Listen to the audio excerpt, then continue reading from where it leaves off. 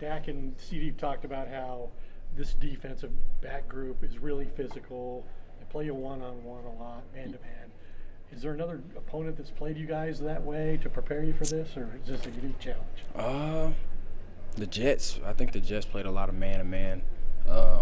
And then, of course, the Lions embody a lot what their head coach brings to the table, Dan Campbell. So, of course, like them guys said, they're physical and they do play man-to-man. Will this feel like a playoff game? It's something that you guys got to have. It's a game they have to have. It's prime time. Yeah, I feel like the two type of teams is already high-caliber teams. So whether if it feels like it or it's not, I feel like the intentions of us should go into it with that manner. George, you've been so successful with slant routes. Why are you so successful in those? Just certain leverage, just getting open. When you see the potential leverage, I guess how excited, and you're running a slant, I guess how excited do you get? I've kind of beat both of them, so like sometimes I don't even have the leverage, and I still catch it. I feel like slant's not, not too much. It's a short route, so everything is just pretty much me. If he guards me and I make a contesting catch, or if I just cook him off the line. When you different ways you won your slant. I mean, Shadi talked about you got a different kind of slant. Yeah, I got a, just a quick twitch. So, like I said, like I was telling him, whether he's inside, I can do a certain move to make him get outside. If he's outside, I can leave him there. It's a lot of stuff. So I know it's not just easy because, like, Randy Moss was on TV like, don't let him run the slant, don't let him run the slant. Yeah. You saw that? Yeah, like, can they stop you from running the slant if you want to run? Nah, it's kind of inevitable. It's going to happen regardless. Yeah, that's why I really can't really describe it. It's going to kind of happen regardless. Because I done beat it against 2-man, I done beat it against man, 3, 4. Right. So it's a window thing. Is it also because they have to respect the fact that you can take the go ball? Exactly. So, like, that's why I was like, it's kind of inevitable. There's nothing they can do to win. It's kind of hard to describe because I got the go ball, got the stop route, slant. Now they're kind of focused on the slant. I still got the go ball. You feel me? So it's a lot of stuff. When you came here, you talked about one of the more refreshing things was to have a more expanded route tree. What's that been like, having that come to fruition and putting up the numbers you are with all that? It's been great. I kind of, that's one of the things that I'm glad you talked about because that's one of the things that I remember me saying earlier in the year that if you see me with a more versatile route tree, then you can kind of see what I can do. What about the sluggo coming? The sluggo would be a nice setup. Theoretically?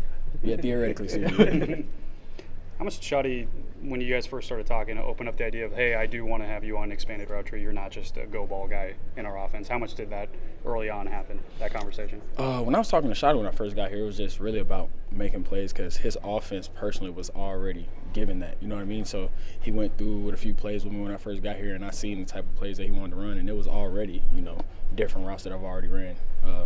But definitely, shouts out to Shadi.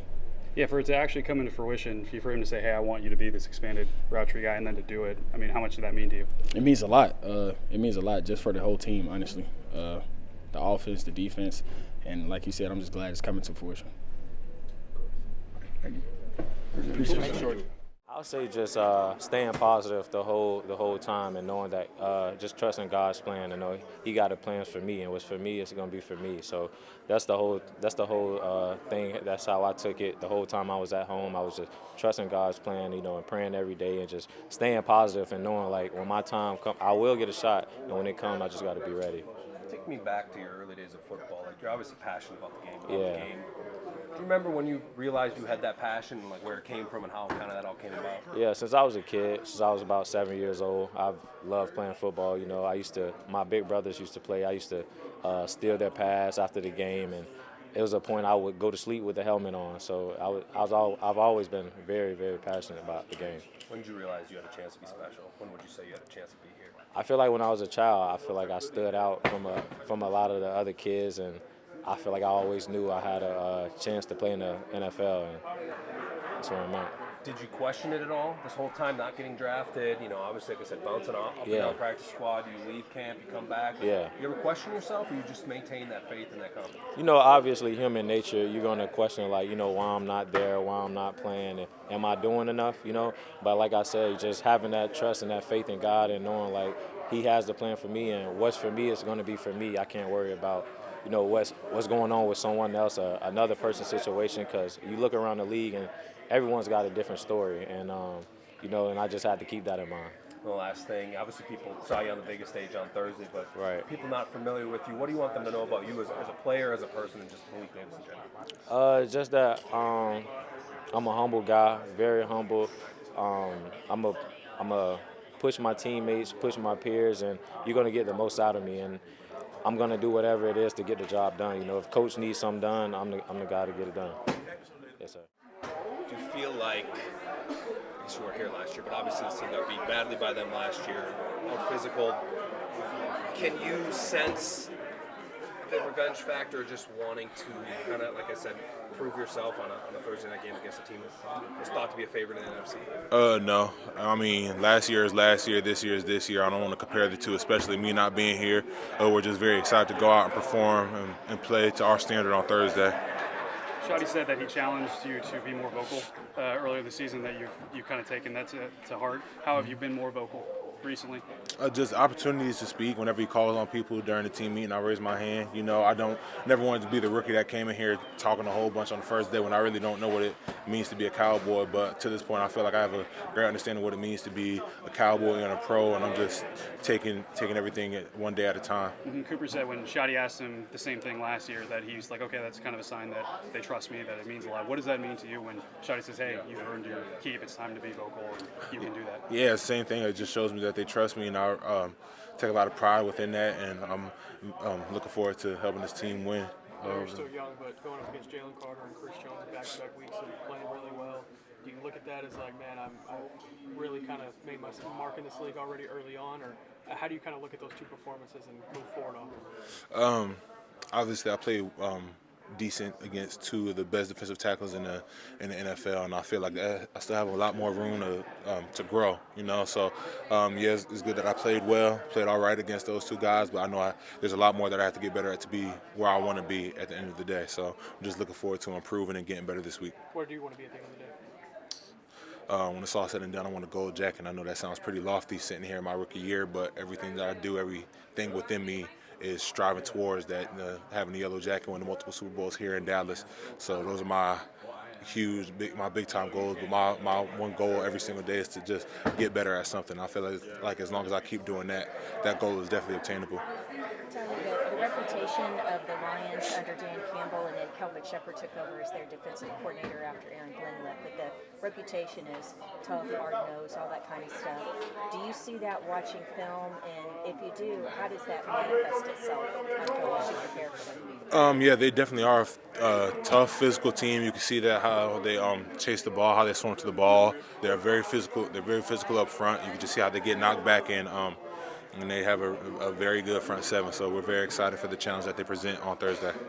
Dak said he's heard you use the word dominate a lot recently, that you not only want to do well, you want to dominate. Yeah. Why is it important for you to dominate, and why does that word mean a lot to you? Dominate, you leave no doubt in your opponent's mind. You know, you play some games and be like, oh, well, you guys only won because of this. You guys only won because of that. Like, when you dominate, you want to leave no doubt in anybody's mind that you were victorious for a reason. And it's really just a mindset. Like, I don't only want to win, I want to dominate.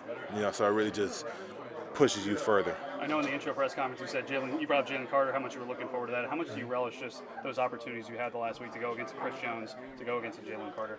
It's really a dream come true because, it's, like as I mentioned back then, those are two of the best in the league, and you only get better by playing those guys. And I have a ton of respect for both of those guys, and a ton of respect for everybody who has the self-pride and who has done everything to this point to make it to the league. So whoever I have to play against any given week is just a blessing to go against them, because I know that they've put in a lot of hard work and made a lot of sacrifices to get to where they are. How do you think you personally have helped change or just improve the identity of the line and the offense of being a more physical team? Just being the best version of myself. I know that I bring a certain level of physicality to the game. I bring a certain level of communication, and then just like who I am, I bring a certain level of leadership to the room as well. Not saying that I am the leader. There's already a lot of leaders in the room, but you can never have enough leaders, you know? So just me being me authentically, I feel like that's how I've helped. Were you sweating out the Iron Bowl? No, it's the Iron Bowl, you know. I was a part of that 4th and 31 team, so I wasn't buzzed by that. Very open-ended question. Has there been a moment where you've had a big learning lesson this year where you're like, hey, this is what the NFL is like, I've learned it, now I can apply it? Has there been a learning lesson moment? 4th quarter in Chicago, we're on a 2-minute drive. I'm going against. I can't believe I'm blinking on Grady Jarrett.